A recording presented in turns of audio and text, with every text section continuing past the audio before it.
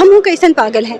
हमार बाबूजी एकदम में ठीक कहताड़न, तू पागल हो, करेली पहले सोचेली बाद में। एगो ऊ रमेशर काका महुआ रहट के पानी खेत में खोल दे, और जब पानी खोल ली तो आके कहता ई का कइलू, अरे गेहूं ना गन्ना पटावे के रहे, ऐसा कुछ था। भोजपुरी फिल्म कवन कसूर आज पर्दे पर अभिनेत्री हैं। मैं सीधे बात करता हूं, गाजीपुर आई, पूर्वांचल में आपने घुमा, किस तरीके से आप इस शूटिंग को देख रही हैं, और एक लम्हा मैं कहूँ आपने हिंदी फिल्में की, मूवी किए, थिएटर किए, यहाँ पे आकर कैसा लगा?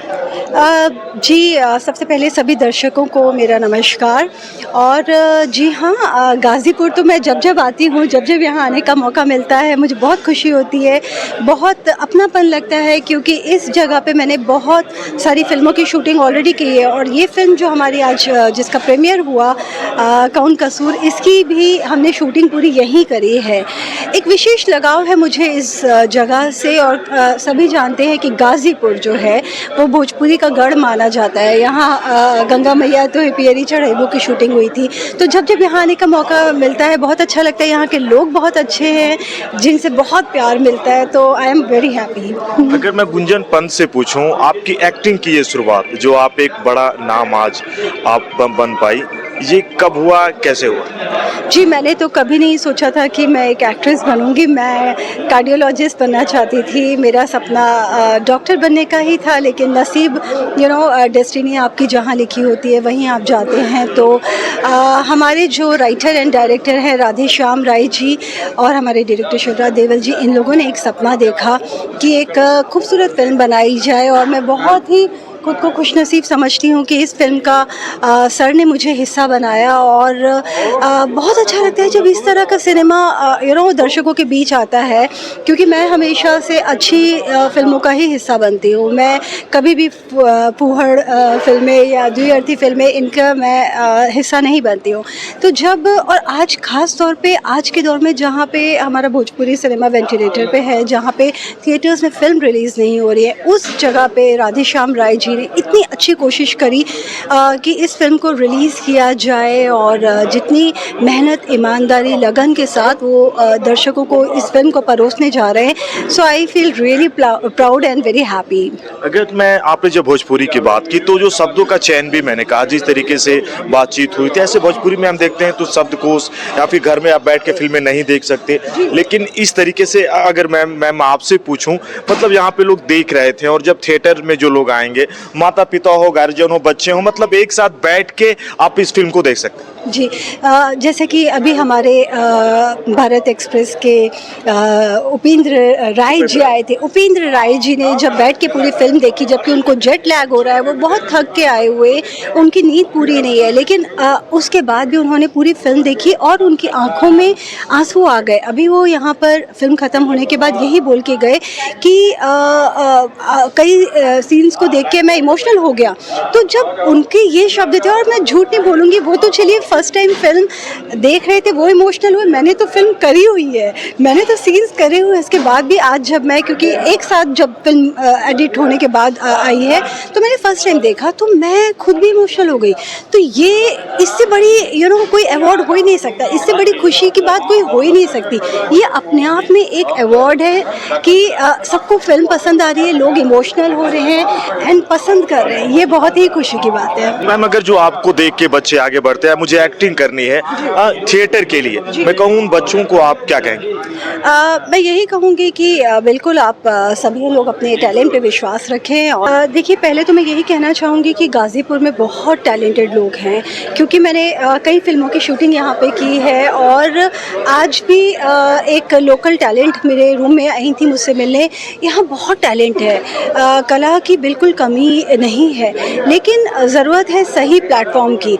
लेकिन फिर भी मैं हर वो बच्चे से कहना चाहूँगी जो इस इंडस्ट्री में आना चाहता है, अपना नाम कमाना चाहता है, कि आपको अगर कोई कह देता है कि आप दिखने में बहुत खूबसूरत है, ऐश्वर्या रॉय जैसी लगती है, सिर्फ ये सुन के ना आ जाए, क्योंकि जो चीज़ ऐसा लगता है कि बहुत आसान है, वो इतनी आसान नहीं है।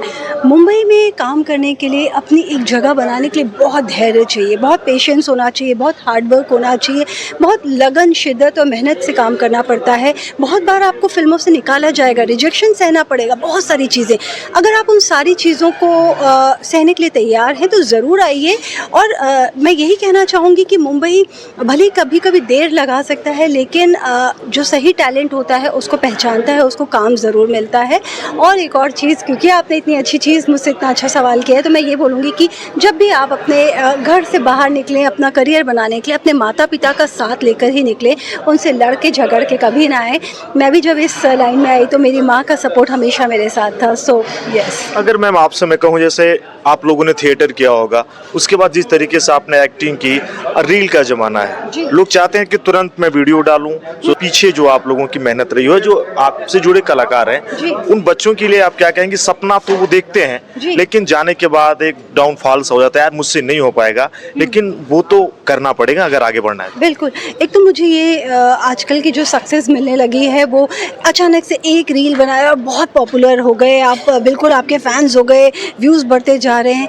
भाई हम लोगों ने जो सक्सेस पाई है ना, वो एक दिन वाली सक्सेस नहीं है। एक दिन वाली सक्सेस सिर्फ कुछ दिनों तक ही रहती है। अंत में अगर आप टैलेंटेड नहीं हैं तो वो कुछ दिनों में भूल जाएंगे। तो हमने जो एक मुकाम बनाया है, वो मेहनत करके दिन रात की शिद्दत के साथ, लगन के साथ मेहनत किया और तब ये मुकाम बनाया। मैं यही कहना चाहूँगी, आजकल मैं कई बार रील्स में देख रही हूँ कि लोग पॉपुलर होने के लिए किसी भी लेवल पे गिर जा रहे हैं, कोई भी रील बना रहे हैं, लड़कियाँ भी कुछ भी कर रही हैं, लड़के भी कुछ भी कर रहे हैं। मैं उसके बिल्कुल भी सपोर्ट में नहीं हूँ। मुझे लगता है कि एक अच्छाई होनी चाहिए, एक फाइन लाइन होनी चाहिए, उसको क्रॉस नहीं करना चाहिए। और आप जब भी अपना करियर बनाना है, वो वन डे वाली इंस्टेंट सक्सेस के पीछे मत भागे, मेहनत करिए, लगन करिए, वक्त लगेगा, लेकिन वो जो सक्सेस मिलेगी वो टिकाऊ होती है। हाँ, गुंजन पंत जी से अगर मैं पूछूं एक लाइन, एक्टिंग आपने बहुत सारे की, जो आपके दिल के करीब हो, कोई ऐसी एक्टिंग की, वो ये एक लाइन अगर आप दर्शकों तक पहुंचा पाए। देखिए, ऐसे तो बहुत सारी फिल्में की हैं, बहुत सारे हमको डायलॉग्स वैसे इतने याद भी नहीं रहते, लेकिन फिर भी एक मुझे हल्का सा याद आ रहा है तो मैं वही सुना देती हूँ कि हम कैसन पागल हैं, हमार बाबूजी एकदम ठीक कहताड़न, तू पागल हो, करेली पहले सोचेली बाद में, एगो ऊ रमेशर काका महुआ रहट के पानी खेत में खोल दे, और जब पानी खोल ली तो आके कहता ई का कहलू, अरे गेहूँ ना गन्ना पटावे के रहे, ऐसा कुछ था। तो इसमें थोड़ा चुलबुला वाला किरदार किया था। तो यस। अब फिल्मों की अगर मैं बात करूं या धारावाहिक की, कौन ऐसे किरदार हैं जिसको अगर आप कभी मौका मिला तो जीना चाहें? बॉलीवुड के या कोई भी एज, हाँ कुछ भी जो आप। जी, बहुत सारे ऐसे किरदार हैं। देखिए, एक जो कलाकार होता है वो कभी भी सेटिस्फाई नहीं होता, वो बोलता है वी वांट मोर, हमें और चाहिए और चाहिए। तो मुझे जो रेखा जी ने खून भरी मांग में जो किरदार निभाया है, तो हालांकि मैंने भी अपनी बहुत सी फिल्मों में एक्शन भी किया है, मैं कई बार अबला नारी बनी हूँ, कई बार मैंने एक्शन किया है, तरह तरह के किरदार निभाए। लेकिन हाँ, मुझे खून भरी मांग में जो रेखा जी का किरदार था और जो चालबाज में श्रीदेवी का किरदार था, वो डबल रोल, उस तरह का किरदार जीने का मौका मिलेगा तो मुझे अच्छा लगेगा। और सीधी बात, आज हमारी भोजपुरी फिल्म कवन कसूर की अभिनेत्री गुंजन पंत जी के साथ एक शानदार अभिनय। और मैं चाहूंगा जो भी थिएटर के लोग हैं, एक बार जरूर आप जुड़ें और एक बार जरूर इस फिल्म को देखें। हमारी सीधी बातचीत, मैम आपने इतना समय दिया, आपका बहुत बहुत धन्यवाद। आपको भी बहुत बहुत धन्यवाद। यस, आपकी